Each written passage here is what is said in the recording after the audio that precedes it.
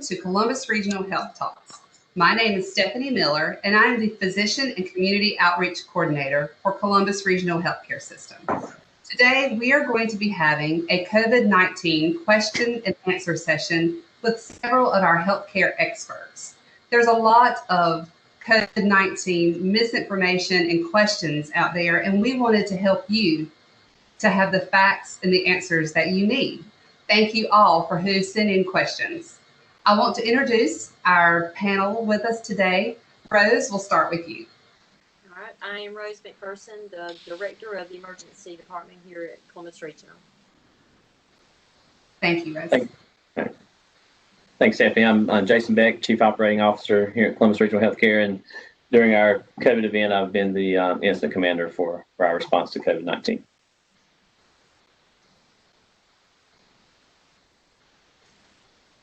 Jeremy. Oh, I'm Jeremy Turning, and I'm the Emergency Manager for Columbus Regional. And Garrett. My name's Garrett Tully. I'm the manager of the Cardiac and Pulmonary Rehab Program, the Surgical Weight Loss Program, and the COVID Drive-Through Lead. Thank you, Garrett. And thank you all for all the great work you've done through this crazy time. So we'll get started with our questions. The first question was, are the treatment plans getting better for those who have pre-existing conditions? Jason, will you be able to touch on this for us? And anybody, feel free after it's answered to chime in with anything, because the more information, the better. So, Jason? All right, thanks, Stephanie. COVID-19, the novel coronavirus. There's a brand new virus, never seen before, hence the name novel coronavirus. So there's, without being said, there's a lot of unknowns around, COVID-19, and in saying that, there's no prevention, no cure for COVID-19. But what we do know is that for the vast majority of individuals that contract COVID-19, most will be able to care for themselves at home, and they'll over the virus. But at the same time, advanced age and comorbidities do present more of a challenge and more likelihood of the severity of the illness. So symptoms, we treat the symptoms for the virus, and over time, more and more treatment algorithms, more treatment guidelines from the National Institutes of Health are becoming available. So it's rapidly changing as more and more evidence becomes available on certain types of treatment. Most recently, a lot of folks have probably heard about convalescent plasma that has been approved by the FDA, and seen good reports from that. That's something that Columbus Regional adopted early on in our response to COVID-19, and we've seen some good responses there. The other antiviral medications, such as remdesivir, are still being recommended and given to patients to limit the severity of the illness, and even things such as corticosteroids for patients that are requiring supplemental oxygen, or patients that require to be on mechanical ventilation during their COVID-19 illness. Those are treatments that are throughout this period that have rapidly advanced through just knowledge and sharing across the medical community and medical experts like the National Institute of Health. So in short, the treatment algorithms and treatment plans are getting better as we learn more and more about the virus, but there are still a lot of unknowns. Okay. Thank you, Jason. Rose, did you want to chime in? I can say that the more and more that we have patients coming in, we're learning, and like Jason said, there's still a lot of unknowns. So with the symptoms, we're learning how to treat them, educate them to treat at home, self-treat for the flu, so to speak. But then we also are more educating that if you have this symptom or that symptom, you need to come to the ER and be further evaluated so you can be admitted and treated as well. Okay. So like he said, it's the unknown, so Right. we are treating as we go. Okay. And worldwide, not here to Columbus Regional. Right. Yeah. Okay. Thank you, guys. Our second.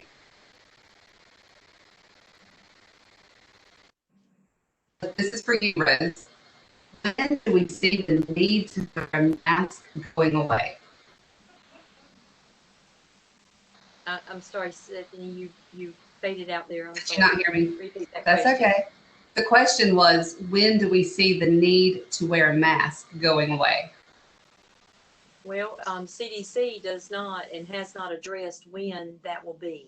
For the research that right now there is no answer to that, but they do recommend that we keep wearing the mask because that's the major way of, keeping from getting the COVID, transmitting it and contracting it. So as of right now, we do not have a date in mind at all, and the CDC hasn't addressed it further. Okay. All right. Thank you. All I'll right. just add briefly, to the mask. Right now we're very soon entering the flu season, and I think the recommended guidance is going to be continued masking for the longer term as we're entering into flu season.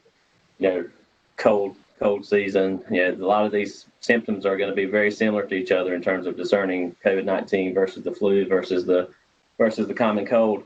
And really the important thing to think about mask is the utilization of mask for source control. It's not so much that I'm wearing a mask to keep me from contracting the virus, but more so I'm wearing a mask to protect others from me or from myself.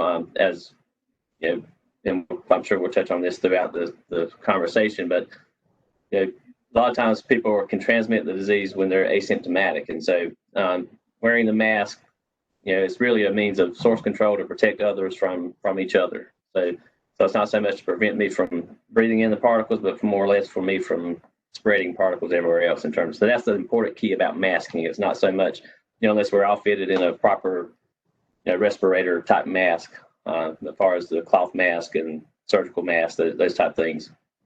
Routine face masking is really to help protect all of us from each other and help prevent the spread of the virus that way. So I do think it's going to continue for some time. So could And you, Jason, would I'm you sorry, I was say, just going to add to that. Okay. That's okay. Like Jason was saying, it's for source control. If you think about the number of times you go to a grocery store and you see somebody cough or they put their hand over their mouth or sneeze and then they pick something up, if you go behind them and pick that up, if you're wearing a mask, now it prevents you from being able to put your fingers, your hands in your nose, your mouth, and it's just another barrier that helps with that source control. And for that person that coughed, if they had the mask on, it helps contain those droplets as well. So Absolutely. would you think that the people wearing a mask is going to help this flu season as well, perhaps? I think so. I think early indications right now in the southern hemisphere, I guess, and I don't have the study to document this, but early indications right now are that in the southern hemisphere they're seeing less of a severity of the flu season, and they possibly, it's just hypothetical at the moment, but it seems to be logical that if large population of individuals are already wearing masks, that we should see a decrease in the outbreak of flu, and we'll keep our fingers crossed that hypothesis plays true. But that's some early things that are being looked at right now and kind of being studied if in terms of the flu season. But We can hope, right? We can hope. Okay, thank you guys. Garrett, we had a lot of questions come about exposures to COVID-19. So will you help us? What is considered to be a true exposure? If someone's been exposed to COVID-19, what does that mean? What is a true exposure to COVID-19? So the CDC defines a true exposure as being in direct or close contact with a COVID-infected individual at less than 6 feet for greater than 15 minutes with no respiratory protection on either part. Okay. So no mask. No mask. Being within that 6 foot social distancing gap for a prolonged period of time for greater than 15 minutes. Okay. That constitutes a true exposure by the CDC guidelines. Okay. All right. Thank you. Anyone else have anything to add to that? I'll just add that the CDC's recently kind of updated their guidelines, and there's been a lot of talk in the press around some of the change of their stance. And the one thing to keep in mind too is the asymptomatic exposures. Some studies indicate that patients or people infected with COVID-19 can transmit the viruses up to 2 days prior to any symptom onset. And so I think the recommended guidance and kind of defining that exposure is exposure within 2 days prior to specimen collection. So say if I was in contact with someone who confirmed COVID positive on Wednesday, if I was in contact with them on that Monday, that was still following that time frame of that exposure. If it met those the 15 minutes like Garrett was just describing, but the time frame component is important to note around that as well. Right. The timing of exposure. Okay. All right. Thank you. So we have another question, and this has been very hot with school going back in several places. And I'm going to pose this to you, Jeremy. If someone that I live with tests positive, do I need to quarantine? Sorry, Stephanie, I missed the end of that question. That's okay. If someone I live with tests positive, do I need to quarantine also? So there's a difference in quarantine versus isolation, and maybe to try to explain that. Quarantine is more of what we want the person who is, they're sick, they've been diagnosed with the illness. We want them to quarantine themselves. If you are, let's say it was my wife, for example, who was tested, comes back that she's got COVID, she would go into quarantine. I would go into isolation, which means I want to just keep myself away from others until I've gone through the incubation period. Either I show up that I've tested positive for it myself, or after the incubation period, I don't have any symptoms and I'm good to go back into the community. Probably the best source for what guidance you need to do is going to be from the health department. If you test positive, the health department's going to reach out to you. They're going to give you directions on whether or not you need to quarantine yourself. And they'll also find out your contacts, and then they'll reach out to your contacts to talk to them about isolation. At the end of the day, what we want to do is we want to prevent the disease from spreading, and quarantine and isolation are two of the tools out there to help prevent that. Okay. Along with that question, say your wife tested positive. Now you need to isolate, so you do not need to go to work, correct? Well, if I go to work, then I have the potential of exposing other people. So yes, I would want to isolate.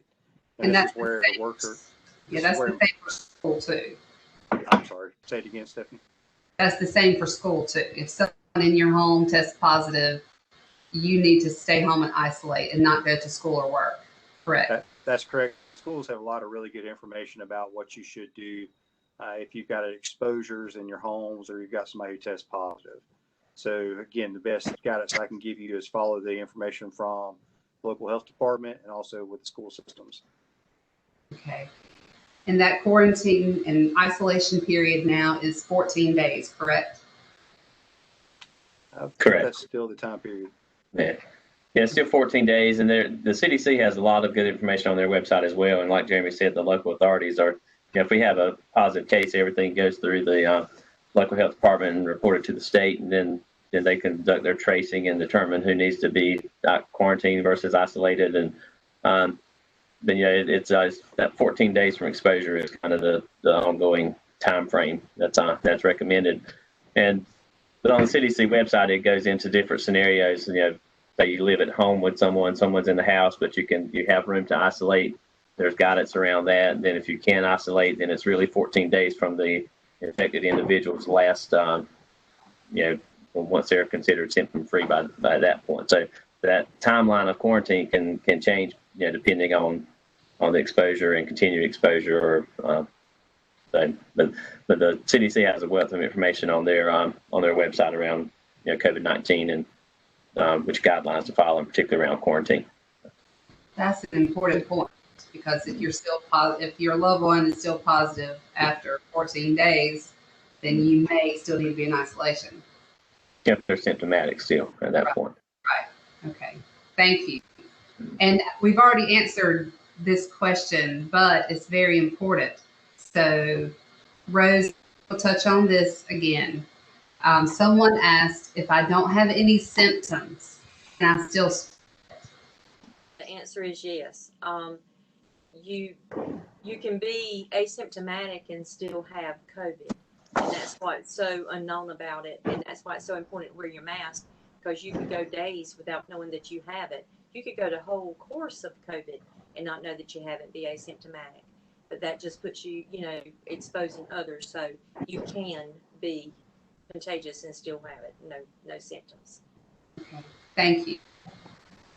And Garrett, we received the question, do you have to have a fever to spread COVID-19?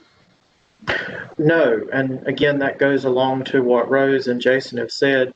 There are asymptomatic carriers, so individuals who are infected with the COVID virus who do not develop a fever, who do not develop any other symptoms, and can still spread the virus. Research has also shown that individuals who are infected can begin shedding the virus 48 to 72 hours prior to symptom development. So the long and short of that is, no, you do not have to have symptoms to spread this virus. That's why the social distancing and the masking precautions are so important to prevent the ongoing spread of this virus. Right. Okay, thank you. And let's see, Jason, our next question. How soon should you be tested if you have met the criteria for a true exposure? If you know you were with someone for longer than 15 minutes, within 6 feet, no masking, who has tested positive? Yeah, that's kind of somewhat of a tough question, but most guidance is gonna fall out to somewhere around 4 or 5 days, and I think most folks are going to recommend 5 days after exposure. When you look at the incubation period, it's thought to be somewhere between 2 to 14 days in that incubation period, with a majority, like Garrett said, 48 to 72 hours before folks will start experiencing symptoms. So somewhere between that 4 to 5 day time range would probably be the recommended time of getting tested. Of course, it depends on your symptomology. I mean, if you're most people are thought to be infectious early on in their bout with COVID-19. So it just depends really on the rate of exposure, how severely, how contagious was the individual you came in contact with, how your body reacts to the virus. So it can vary from individual, but the big thing is to self-monitor, be in tune with your health and kind of what symptoms you're currently having. But as a kind of a rule of thumb, I would say 4 to 5 days would probably be adequate for testing. Okay. And would you say that you get a test on day 4 or 5 after your exposure, it's negative? Is it fair to say that you still need to sort of keep your guard up? Yeah, you still got that 14 days. Yeah, 14 days is still hanging out there that, technically you'd be, back to that, the quarantine isolation conversation. You're still following, you still have that 14-day incubation period that you need to be self-monitoring and watching yourself for signs and symptoms of COVID-19. Okay. All right. Thank you. Okay, Rose, we've sort of answered this question as well, but it was posed, so I want to ask it. How many days does it take for symptoms to show once you've been exposed? It could take up to, going back to what Jason said, 5 to 6 days, up to 14, or you could be asymptomatic, but 5 to 6 days or 14, like you said. Okay, thank you. And Garrett, I'm exposed on a Saturday and I get tested on a Monday.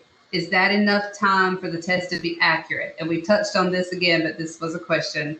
So again, if I'm exposed on a Saturday, I get tested on a Monday, is that enough time for the test to be accurate?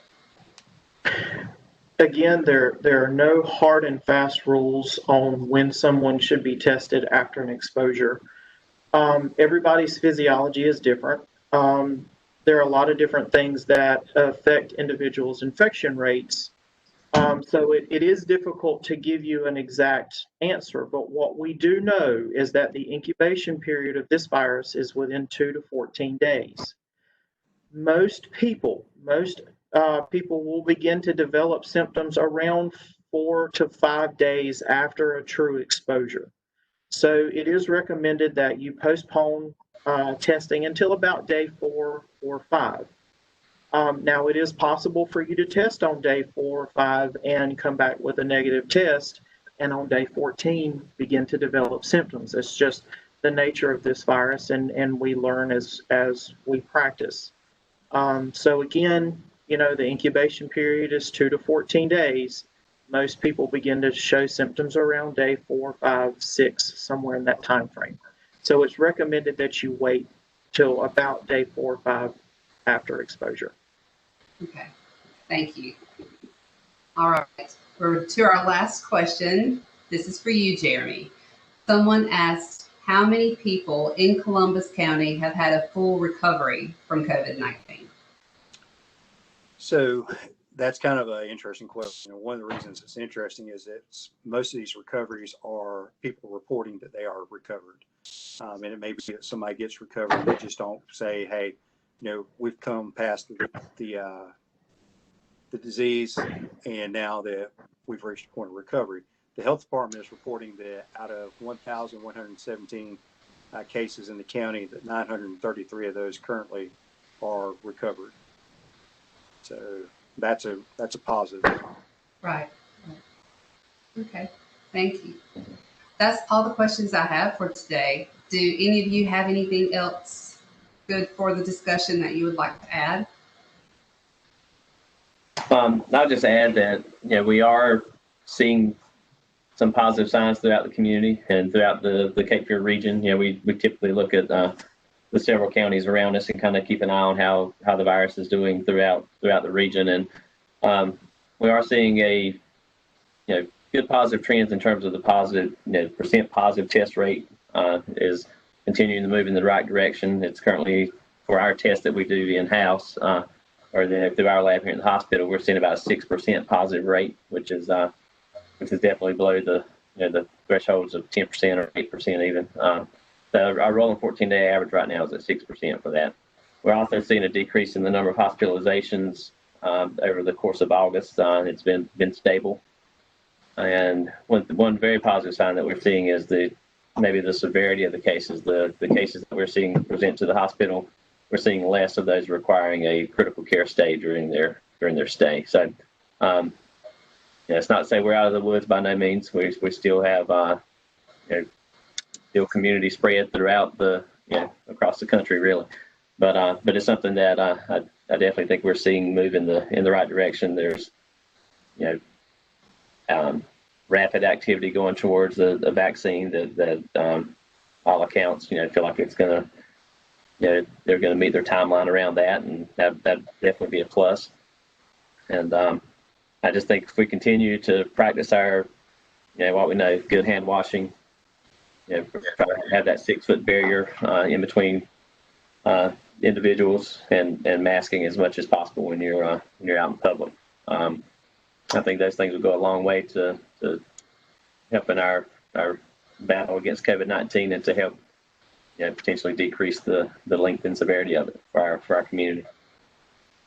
We'll take that, right? Any that we can get. Yeah. Okay. Well, thank you all for your time today answering these questions, and thank you for joining us. And remember to wear your mask, wait 6 feet, and wash your hands. Thank you for joining us for Columbus Regional Health Talks, and we will be back with another topic soon. Have a great day.